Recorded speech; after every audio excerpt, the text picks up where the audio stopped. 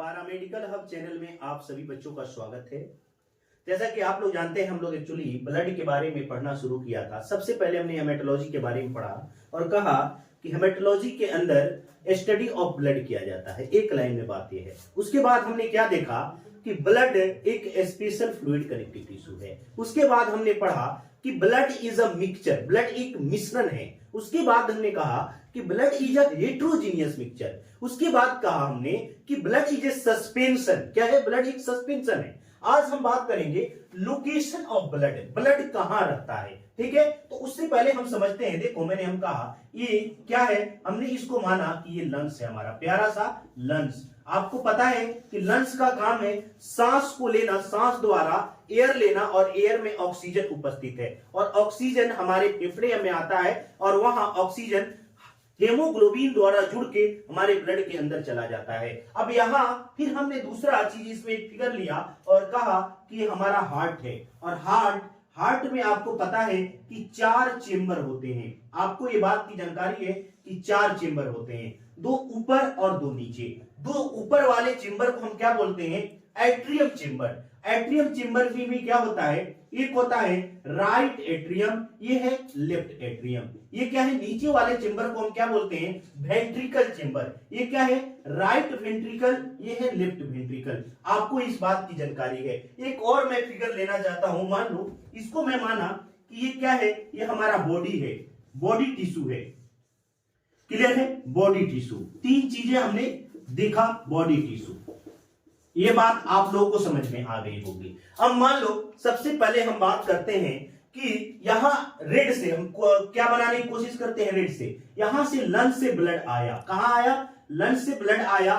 Lungs से जब blood आता है तो कहां आता है? सबसे पहले तो आपको पता होना चाहिए, ये लेफ्ट एट्रियम के अंदर आता है। कहां आता है? Left atrium. आपको ये बात की जानकारी होनी चाहिए, जब लंग्स से ब्लड आएगा तो कहां आएगा? लेफ्ट एट्रियम में आएगा। अब लेफ्ट एट्रियम के बाद लेफ्ट वेंट्रिकल में जाने का रास्ता होता है। अब इस रास्ते द्वारा कहां जाता है? लेफ्ट वेंट्रिकल में। अब यहां से मान लो इस रास्ते द्वारा ब्लड आया, अब ब्लड लेफ्ट एट्रियम में आया। लेफ्ट एट्रियम से कहां गया? लेफ्ट वेंट्रिकल में गया, और लेफ्ट वेंट्रिकल से आपको पता है कि पूरे बॉडी टिश्यू में जाता है, पूरे शरीर के अंदर जाता है। तो अब यहां से ब्लड एक्चुअली यहां से निकला और निकलने के बाद बॉडी टिश्यू में प्रवेश किया। कहां गया बाबू? बॉडी टिश्यू के अंदर प्रवेश किया। ये बात आप लोगों को पहले से जानकारी होनी चाहिए। ठीक है, अब बॉडी टिश्यू में जैसे जाता है ये कैपिलरीज में बदल जाता है। किसमें? बहुत छोटे छोटे ब्लड वेसल्स में बदल जाता है। अब मान लो क्या है? बहुत छोटे छोटे ब्लड वेसल्स में बदल गया। क्या किया? बहुत छोटा छोटा ब्लड वेसल्स में बदल गया। और ब्लड वेसल्स क्या कहलाता है? ये टिश्यू के अंदर ये कैपिलरीज कहलाता है। अब यहां से मान लो ये ब्लड वेसल्स आगे बढ़ता है बॉडी टिश्यू से, और ये आगे जाके वेन में कन्वर्ट हो जाता है। अब यहां से एक्चुअली बॉडी टिश्यू में ब्लड क्या हो गया? तो ब्लड यहां डीऑक्सीजनेटेड हो गया। क्या हो गया? डीऑक्सीजनेटेड ब्लड हो जाता है।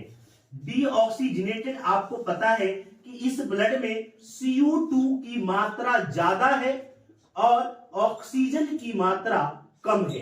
क्लियर है? ये बात आप लोगों को पता हो गई।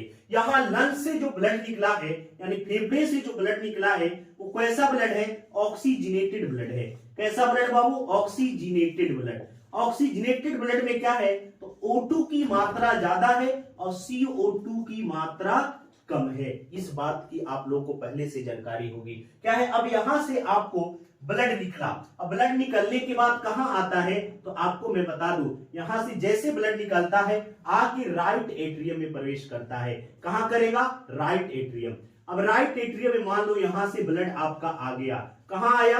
तो राइट एट्रियम के अंदर आया। अब राइट एट्रियम से राइट वेंट्रिकल में जाने का रास्ता होता है। क्या होता है? राइट वेंट्रिकल से राइट एट्रियम से राइट वेंट्रिकल में चला गया। अब राइट वेंट्रिकल से कहां जाता है? तो आपको इस बात की जानकारी है कि राइट वेंट्रिकल से जैसे ब्लड निकलता है और ब्लड निकल के कहां प्रवेश करता है? तो लंग्स में प्रवेश कर जाता है। तो इस बात की आप लोगों को जानकारी हो गई। देखो, ब्लड कहां से निकल रहा है, कहां जा रहा है? सबसे पहले लंग्स से ब्लड यानी ऑक्सीजनेटेड ब्लड निकल रहा है और निकलने के बाद कहां आ रहा है, लेफ्ट एट्रियम के अंदर आ रहा है। लेफ्ट एट्रियम के बाद कहां आ रहा है, लेफ्ट वेंट्रिकल में, और लेफ्ट वेंट्रिकल के रास्ते जो है आगे बढ़ रहा है ब्लड।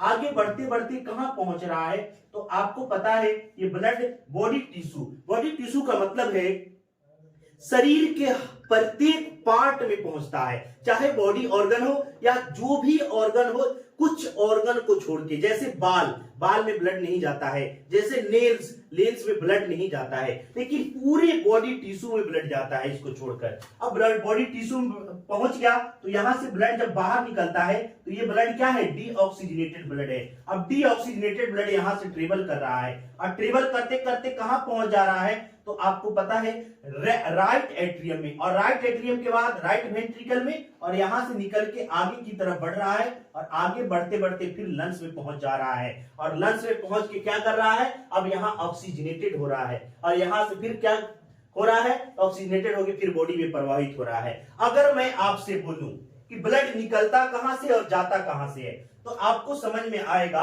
कि सबसे पहले मान लो मैं ऑक्सीजनेटेड ब्लड की बात करूं, यहां से शुरुआत करता हूं, लंग्स से निकला, मान लो ब्लड किससे निकला, लंग्स से निकला, यानी फेफड़े से ब्लड निकला ऑक्सीजनेटेड होकर।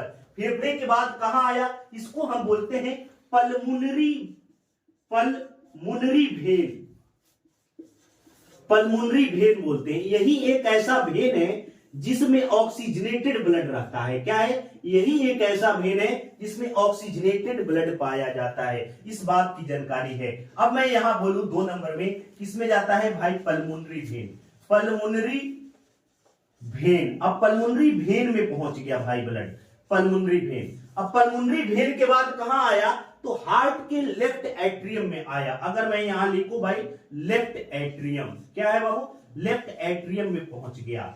किसमें पहुंच गया, लेफ्ट एट्रियम। अब लेफ्ट एट्रियम के बाद कहां पहुंच गया, तो लेफ्ट एट्रियम के बाद लेफ्ट वेंट्रिकल में पहुंच गया। कहां पहुंचा बाबू, लेफ्ट वेंट्रिकल। ये बात आप लोगों को समझ में आया होगा।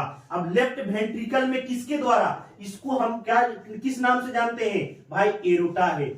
एरोटा यानी सबसे लार्जेस्ट आर्टरी को एरोटा बोला जाता है। एरोटा फिर किसमें चेंज होता है, आर्टरी में चेंज होता है। आर्टरी किसमें चेंज होता है, आर्टेरियोल्स में चेंज होता है। किसमें होता है, आर्टेरियोल्स में। अगर मैं यहां बात करूं कि यहां से फिर एरोटा में जाता है। एरोटा के बाद अगर मैं बात करूं कि भाई एरोटा में ये प्रवेश कर गया, एरोटा के बाद मान लो ये आर्टरी में बदलता है, आर्टरी के बाद किसमें बदलता है, आर्टेरियोल्स में बदलता है। किसमें, आर्टेरियोल्स, आर्टेरियोल्स में बदल गया। और आर्टेरियोल्स किसमें चेंज होता है, कैपिलरीज में चेंज होता है। आपको इस बात की जानकारी होगी, कैपिलरीज। अब कैपिलरीज में बदल गया, मान लो अब कैपिलरीज में चेंज हो गया। अब यहां के बाद कैपिलरीज से क्या होता है, अब कैपिलरीज किसमें, अब कैपिलरीज के बाद ये क्या है, तो यहां के बाद अगर मैं बात करूं आगे, अब यहां के बाद ये वेन में बदल रहा है। किसमें जा रहा है, वेन्यूल्स में, वेन्यूल्स में जाता है। अब वेन्यूल्स के बाद वेन में जाता है। किसमें, वेन में। अब वेन के बाद किसमें जाता है, तो वेना कावा में जाता है। अब यहां से मैं आपको यहां लिख रहा हूं, किसमें जाता है बाबू, वेना कावा, वेना कावा। अब वेना कावा के बाद किसमें जाता है, तो वेना कावा के बाद फिर आगे बढ़ता है और किसमें जा रहा है, राइट एट्रियम में जा रहा है। किसमें, राइट एट्रियम। राइट एट्रियम के बाद किसमें जाता है, राइट वेंट्रिकल। राइट वेंट्रिकल के बाद किसमें जाता है, अगर मैं बात करूं आप लोगों को थोड़ा सा आप लोगों को समझना होगा, मान लो इसको मैं थोड़ा सा इरेज कर रहा हूं, ठीक है। अब राइट वेंट्रिकल के बाद एक्चुअली ये ब्लड आगे बढ़ता है और आगे बढ़ के ये क्या कहलाता है, इसको हम बोलते हैं पल्मोनरी आर्टरी। क्या है, पल्मोनरी आर्टरी, पल्मोनरी आर्टरी में जाता है। अब पल्मोनरी आर्टरी के बाद ये कहां जाता है, ये फिर कहां चला जाता है, लंग्स में चला जाता है। तो आपको ये चीज की जानकारी हो गई, लंग्स से शुरुआत हुआ और लंग्स में पहुंच गया। कहां, लंग्स से शुरुआत हुआ, फेफड़े से शुरुआत हुआ, अब फेफड़े में पहुंच गया। अगर मैं बात करूं तो ब्लड का लोकेशन कहां है, लोकेशन समझना था। तो एक शब्द में अगर कहूं लोकेशन ऑफ ब्लड, तो लोकेशन ऑफ ब्लड के बारे में कहा जाए तो ये क्या है, सर्कुलेट। ये ब्लड क्या है, हमेशा सर्कुलेट करता रहता है। Circulate in closed chamber closed chamber of blood vessel, closed chamber of blood vessels, heart, lungs and body tissue. अगर मैं आपको बात करूं, देखो ब्लड हमेशा जो है हमारे शरीर में घूमता रहता है, सर्कुलेट करता रहता है। और कहां सर्कुलेट करता है? लंग्स से मान लो ऑक्सीजनेटेड ब्लड निकला, लंग्स से हार्ट, हार्ट से फिर बॉडी टिश्यू, बॉडी टिश्यू से फिर हार्ट, हार्ट से फिर लंग्स, फिर लंग्स से क्या है, फिर आपको हार्ट। ये सारी ट्रेवल हमेशा होते रहते हैं। आपका हार्ट हमेशा 24 घंटे काम करते रहता है, 1 मिनट में 72 बार धड़कता है। तो ये बात आप लोगों को पता चल गया कि ब्लड कहां रहता है।